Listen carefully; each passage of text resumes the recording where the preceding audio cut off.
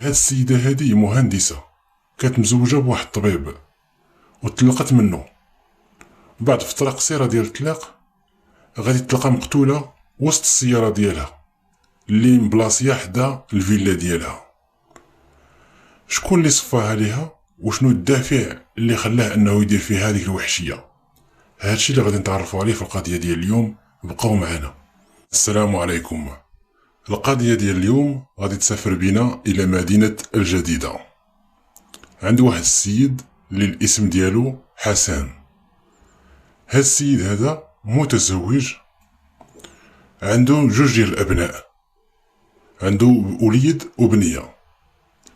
البنية الاسم ديالها ليلى والولد سميتو اشرف.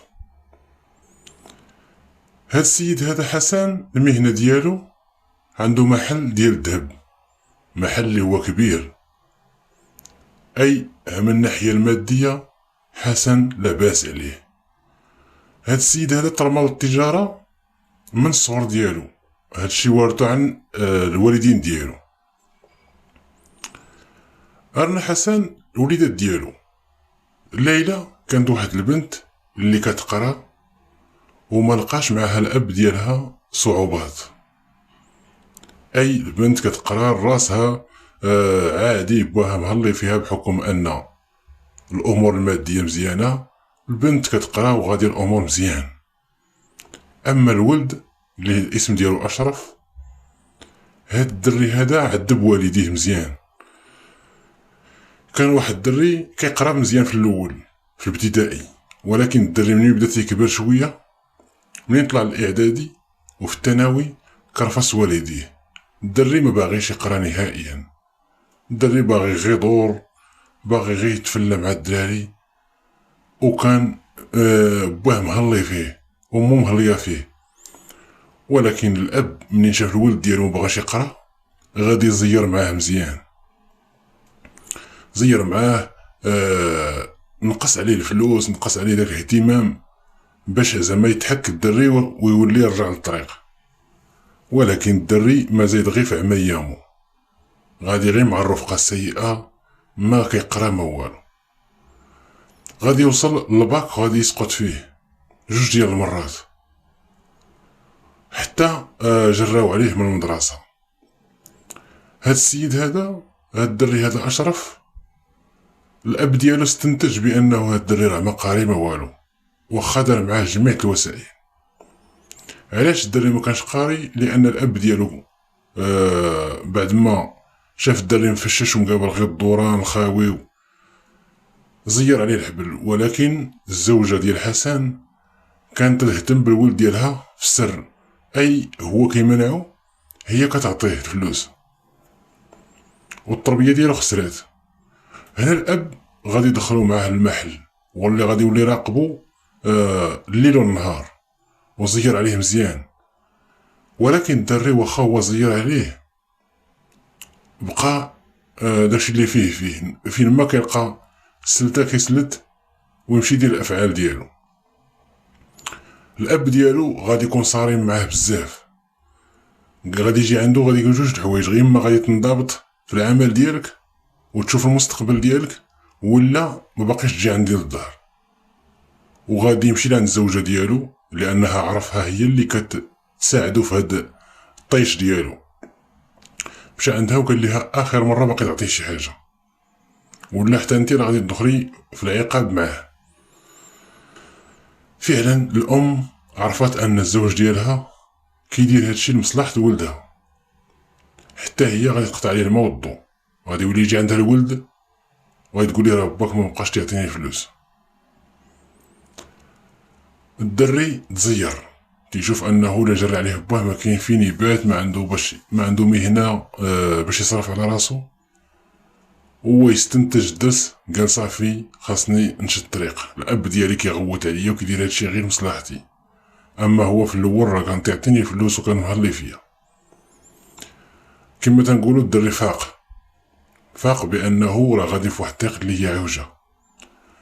الدري غادي تكونسونطر على الخدمه ديالو وعلى العمل ديال الاب ديالو وبقى خدام.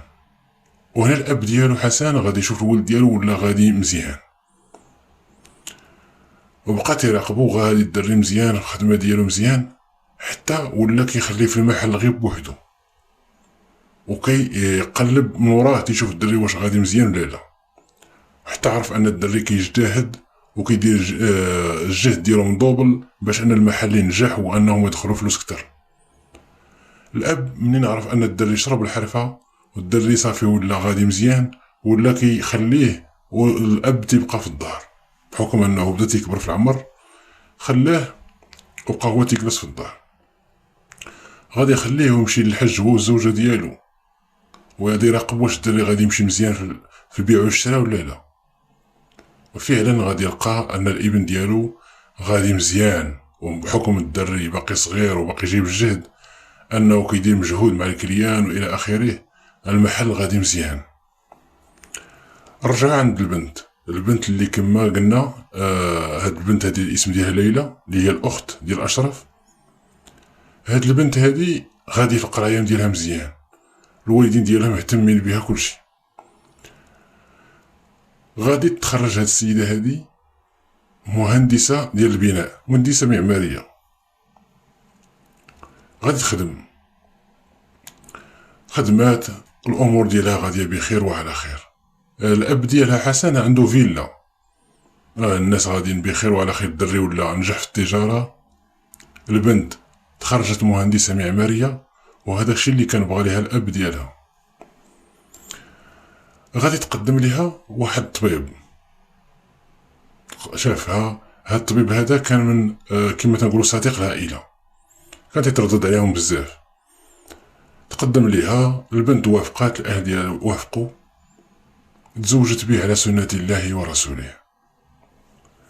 غادي تضرب معاه عام ونص وغادي تفرقوا. علاش؟ هاد البنت هادي هي ديك المهنة ديالها كتبغيها بزاف، وما كتصورش راسها انها قرات وبعد ما حصلت على هاد البوست اللي هو واعر ديال مهندسة معمارية انها تجي تجلس في الدار. ولكن الزوج ديالها بحكم انه طبيب وطبيب كبير وكيتو شي صالير كبير، قال لها ما عندك ما دير بالخدمه، وهي كانت تقول ليه لا انا باغيت نخدم. في الاول غادي يبدا نقاش عادي، والطبيب تيقول راه اليوم على غدا غادي تجلس، غادي نبقى معاها حتى تجلس، ولكن السيده مصممه انها تبقى خدامه. عيا معاها في الاخر، ولا تيزير عليها بزاف، تيقول لها راه قلت لك جلسي.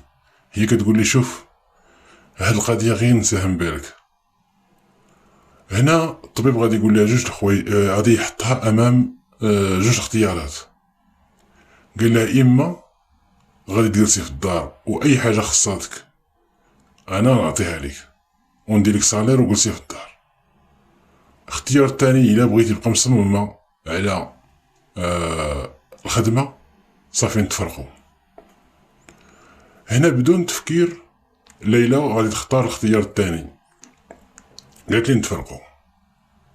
ولحسن الحظ ديالهم ما ولدوش وليدات، كانت واخده الاحتياطات ديالها، لان الزوج ديالها من بعد مده قصيره ديال الزواج ولا كيهضر معاها في هذا الموضوع، وفهمت ان العلاقه ديالهم ما غاديش تمشيش مزيان، واخده الاحتياطات باش ما تولدش. هاد البنت هادي غادي تطلق وغادي ترجع لعند الاب ديالها. رجعت عند الاب ديالها كتعيش مع الاب ديالها والام ديالها والاخ ديالها. كان تزوج الاخ ديالها اشرف، تزوج. رانينا قدر الله ما شاء فعل، الاب ديالها حسن والام ديالها واحد النهار غادي يتموا غادي بالطوموبيل ديالهم يقضوا شي غرض ما، غادي يديروا حادثه سير. هاد الحادثه السير اللي كانت مميته غادي يموت فيها حسن والزوجه ديالو. مشاو عند الله، قدر الله ما شاء فعل. هنا اشرف والزوجه ديالو واختو هما اللي غادي يبقاو ساكنين في ديك الفيلا. ليلى ما تفاهماتش مع مرت خوها، ديما المشاكل، وهاد المشاكل اللي بينها مع مرت خوها غادي تولي حتى المشاكل مع خوها، لان الزوجه ديالو كانت تجي عنده كتقول لي اختك دارت ليا، كيمشي عند اختو كتقول لي مرتك دارت ليا. هنا باش ترتاح ليلى، وبحكم سنوات ديال الاشتغال ديالها كان جمع الفلوس، غادي تاخد واحد كريتي وغادي تمشي تشري فيلا، ميني فيلا صغيره. في الاول عفوا ما شراتش فيلا، شرات شقه وفرشتها، وقعدت واحد الفتره في ديك الشقه، وخدات كريدي وبعت ديك الشقه وشرات ميني فيلا في واحد الحي راقي في مدينه الجديده. السيده عايشه غير بوحدها، ولات عايشه غير بوحديتها، خوها كيجي عندها مره، ولكن السيده مرتاحه ماديا بحكم ان عندها صالير اللي هو مزيان. واحد النهار هي في الخدمه ديالها كتشوف واحد المعلم بناي عنده واحد الرداد، داك المساعد ديالو، كتشوف هداك البناي كيغوت على داك المساعد ديالو وكيشتم فيه. وهاد القضيه هادي ما تشوفهاش غير من نهار واحد ولا جوج، بزاف ديال المرات فين ما جابت الوقت تما كتشوفو انه كيسب فيه وهداك الدري باقي غير يجون. غادي تمشي على داك المعلم وغادي تقول ليه تكيس على الدري، راه مازال تيبان مازال صغير ومازال ما عندوش حرفه مزيان، تساعد معاه حتى وكان يشرب الحرفه وراه غادي يكون مزيان. غادي يجاوبها هذاك البناي، غادي يقول لها الدري هذا راسو قاصح، راه عييت معاه ولكن راسو قاصح وباش يتعلم. ولكن ليلى واخا هضرت مع هاد البناي، فين ما جابتها الوقت كتلقاه كان كيسب فيه وكيشتم فيه. هنا غادي تنفرد بهداك الدري، هداك الدري كان الاسم ديالو انس. انفردت به وقالت ليه انت علاش ما تشوف خدمه اخرى بعد من هاد الخدمه كاع ديال بناي، انت باقي صغير، واش كتقرا واش كدير شي حاجه في حياتك؟ قال لها فعلا انا تنقرا غير هاد العطله، بحكم ان الوالدين ديالي ما عندهمش كنخدم باش نتكسى وباش نشري كتوبه الى اخره. وقال لها انا اصلا غير جالس غير عند واحد الدري صاحبي، انا راه من مدينه الدار البيضاء. قالت لي صافي دابا نشوف لك كيفاش غندبر عليك. غادي تمشي عند داك السيد اللي هو مول المشروع، هذاك السيد اللي شاد الخدمه، وغادي تعاود ليه على هاد الدري هذا وغادي تطلب عليه. وهنا هذاك السيد مول الخدمه غادي يدبر ليه في خدمه اللي هي ساهله وما فيهاش تماره، انه يولي بوانتور ديال الخدامه، يولي بوانتي الخدامه في الدخله وفي الخرجه. غادي يعطوه بيرو غادي يولي ديال الخدمه ديالو. ليلى غادي تمشي عند داك الدري وغادي تقول ليه دبرتك في خدمه، ما باقيش تخدم مع المعلم هذا يبقى يسب فيك. لقاتو مع الباترون، عطاه البوست ديالو، البيرو ديالو ولا كيبوانتي خدامه وجلسو داك البيرو ديالو. هنا ليلى مرة كدوز عندو لداك البيرو، رغم انها هي كبر منه ب10 سنين، وهاد الدري هذا مازال يلاه كيقرا في لافاك. غادي تبقى مرة كتجي عندو، وهاد الدري كان عنده واحد الموهبة انه دري اللي ضحوكي والدري اللي فروجي واجتماعي. كتجي عندو وكيبقى كيضحكو وياها، مرة كدوز عندو وغادي تشد عندو رقم ديال التليفون وغادي تبقى تهضر معاه، كتسولو كيدير مع الخدمه، كيدير المعامله ديال الخدام معاك، كيدير معاك المدير الى اخره. واحد النهار هاد السيده هادي كانت عاقده مع واحد جوج صحاباتها بغاو يخرجوا يدورو، ولكن السيده من بعد ما قادت الحاله ديالها وكانت مستعده تخرج غادي تصوني على صحاباتها وغادي يعتذروا ليها بجوج. قالوا ودي راه ما يمكن ليناش نخرجوا دابا، كل وحده عطاتها العذر. السيده طلع عليها الدم بمعنى الكلمه. فهاديك الوقيته اللي هي صافي طلع عليها الدم، غادي يجيها اتصال من عند انس ويسول فيها. هنا غادي تدور فيه دوره شيطانيه لان كان طلع عليها الدم. قطعت عليه، ولكن غادي تجلس واحد شويه وغادي تبرد وغادي تقول اش درت لهاد السيد هذا، اشنو ذنبو. هو عيط ليا غير يسول فيا وانا درت فيه دورة شيطانية. غادي تعاود تتصل بيه وغادي تقولي اسمح ليا بزاف، عرفتي علاش درت فيك، ها وقع ليا وها وقع ليا، راه صحاباتي اللي كانوا بيخرجوا معايا تفلاو عليا، وداكشي باش لقيتني طالع لي الدم وغير يسمح ليا بزاف. هنا انس غادي يقول لها هذا وكان، ومنين هما تخلاو عليك ديك الساعه عيطي ليا نخرج انا وياك، فين كاين المشكل، ونضحكو ونفوجو على راسنا، حسن كاع ملي خارجه مع صحابك. قالت لي تدركو مشاش الحال.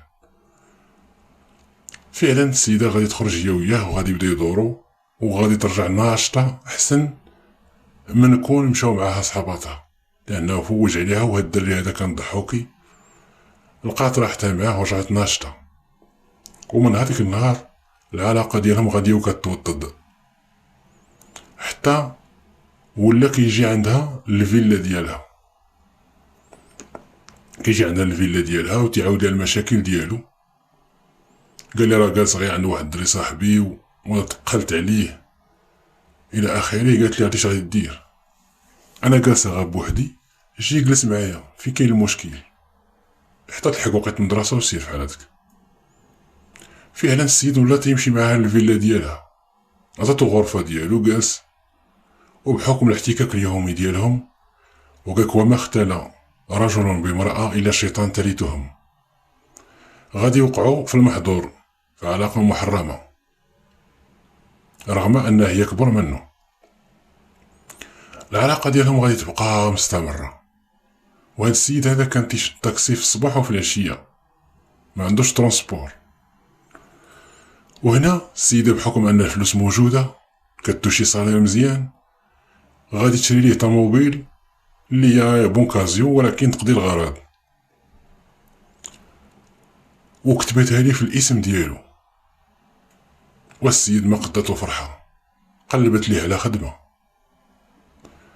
خدماتو في بوست لي هو زوين، سكناتو معاها، شرات ليه طوموبيل. هو السيد هذا كان تيقول السيدة كتعاملني غير الله في سبيل الله، ولكن السيدة كانت تبغيه وتعلقت به رغم أنه كبر منها. بقات العلاقة بيناتهم هكاك، وكان طامعة أنها تزوج به، حتى لواحد النهار بالصدفة غادي تلقاه في واحد القهوة جالس مع واحد البنت، وبقات كتشوف فيه من اتساع وكيضحك هو وياها، وأن بيناتهم علاقة وضحك، لأنه كان السيد يضحك معاه بواحد الطريقة باينة ماشي من العائلة ديالو ولا شي وحدة بينها معاه حدود. غادي يجي للدار ودارت براسها مع أنه ما فراسها والو، غادي تهز ليه التليفون ديالو تقلبو، قلباتو لقات أن السيد يدردش معاها وبيناتهم علاقة حب. وهنا غادي تجي عنده غادي تقولي شكون ديك السيدة اللي كنتي معاها في القهوة. السيد عادي لأنه هو ما موعدها بزواج ما موعدها بتا شي حاجة، غادي يجيها نيشان، قالك السيدة راه الخطيبة ديالي. قالت ليه إلا كانت هي الخطيبة ديالك أنا شنو؟ السيد تصدم ما فهم والو، قالت اش غادي دير، جمع عليا الصاك ديالك وباقيش نشوف كمارتك. السيد غادي يجمع الصاك ديالو وغادي يركب في الطوموبيله ديالو، لان الطوموبيله مكتوبه في الاسم ديالو ما يمكنش تقلع عليه، وغادي يمشي لمكان مجهول. غادي يبقى في الخدمه حتى كمل العطله ديالو، مشى في حالته لمدينه الدار البيضاء. حتى لواحد النهار العساس فين تسكن هاد المهندسه هادي غادي تبان ليه واحد الطوموبيل الكوف ديالها محلول مسدوش مزيان، مشى يسدو، كيطلق عينيه في الكوف تيبان ليه جثة ديال المرأة. بقى كيشوف مزيان، تأكد بأن السيدة ميتة وفيها طعنات. مشى عند البوليس ديريكت، قال لهم شنو شفت. جاو مع البوليس على المكان، عيطوا السيارة ديال نقل الأموات دات هاد السيدة لمستودع الأموات. العساس قال لي ما ديك السيدة راه كنعرفها وراها من السكان ديال هاد الحي ديال الفيلات. هاد السيدة هادي راه الاسم ديالها ليلى، وراه مهندسة وراه ساكنة غير بوحدها، كيجي عندها غير الأخ ديالها مرة. هنا البوليس غادي يمشيو للدار ديالها، لقاوها مسدودة، ما فيها لا الباب ديالها مهرس ما حتى شي حاجة، الشراجم ما مهرسينش. غادي يدخلوا ليها بأمر من النيابة العامة، غادي يفتشوها، غادي يلقاو الدار مقلوبة أساسها على راسها مرونة، ولكن تليفون في بلاصتو، فلوس في بلاصتها، الذهب في بلاصتو، كلشي في بلاصتو، أي الجريمة. وغادي يلقاو نقاط ديال الدم وسط الفيلا، عرفوا أن السيدة تقتلت في وسط الفيلا ديالها، وعرفوها أنها تقتلت ماشي بدافع السرقة. هنا من بعد التحقيق مع الأخ ديالها ومع العساس وفي الخدمة ديالها، غادي يعرفوا مجموعة ديال الناس، غادي يأكدوا لهم بأن السيدة كانت تعرف واحد الدري اللي الاسم ديالو أنس، ومن مدينة الدار البيضاء، وراه كان خدام عندهم، كان خدام تما في الشركة اللي خدامة فيها هي، في داك الشانتي اللي كانت خدامة فيه هي. غادي ياخدو فوتوكوبية لاكارت من الخدمة، لأنه كان شادين عنده فوتوكوبية لاكارت. غادي يمشيو للعنوان ديالو مدينة الدار البيضاء، غادي يسولو على الولد ديالهم، غادي يقولهم ودي تيقرا في مدينة الجديدة في لافاك. رجعوا لمدينة الجديدة، غادي يلقاو السيد، جابوه يحقوا معاه لأنه هو كان مشتبه فيه، لأنه بالشهادة ديال الجميع كلشي تيقول بأن السيد كان تيمشي عندها الفيلا ديالها، والصغير والكبير تيعرفوا أنه معها. هاد الدري هذا غادي يقول لهم ودي فعلا كنت معاها، ولكن واحد النهار حصلتني مع واحد البنت وجرات عليا. قالوا لي فين كنتي النهار الفلاني، أي النهار اللي عطاهم الطبيب الشرعي أن السيدة ماتت. قال لي ودي كنت عند الصديق ديالي. مشاو عند صاحبو، واش فعلا هاد السيد كان عندك؟ قال لهم اييه. اي هاد الدري هذا قلبوا معاه مزيان، لقاو كلامو صحيح.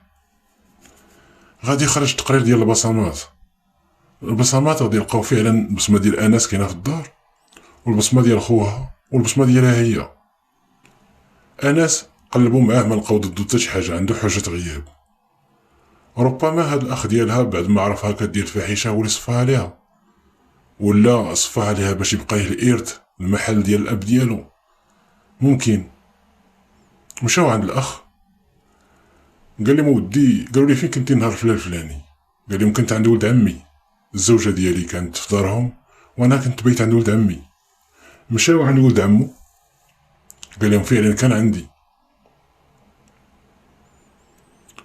هنا غادي يقلبوا الفيلا ديالو اللي هي كان ساكن فيها، الفيلا ديال الاب ديالو، وغادي يقلبوا المحل ديال الذهب، ولكن غادي يلقاو صدمه، غادي يلقاو واحد الجنويه واللي فيها قطرات ديال الدم، رغم ان السيد لقاو عنده حجه غياب، وولد عمو اكد لهم بانه كان معاه. غادي يجيبوا هذيك العينه وغادي يقارنوها مع الادي ديال ليلى، وغتخرج متطابقه، وهنا غادي يلقاو عليه القبض وداوه. داوه معاهم سيد تينكر، ولكن في الاخير غادي يعترف، قال لهم انا اللي صفيتها ليها، لان هاد السيده هادي ولات كتدخل الرجال للدار، وجاتني اخبار بانها كتدخل واحد الدري تمايا في الصباح وفي العشيه معاها الفيلا وساكن معاها بدون عقد زواج. رجعوا عند ولد عمو، قالوا لي علاش قلتي لينا بانه كان؟ قال ودي هو بعد ما صفاها لختو جا عندي وقال لي الا جاو البوليس ولا شي حاجه كيبحثوا قول بانني بيت معاك. هاد السيد هذا غادي يتقدم للعداله وغادي يتحكم بالمؤبد موقوف التنفيذ، اما ولد عمو غادي يتحكم ب5 سنوات. كانت هذه الحلقه ديال اليوم، نتمنى تكون نالت الاعجاب ديالكم وخديتو منها عبره. ما تبخلوش عليا باللايك وتخلوا لي تعليق وبارطاجيو القصه كدعم منكم للقناه.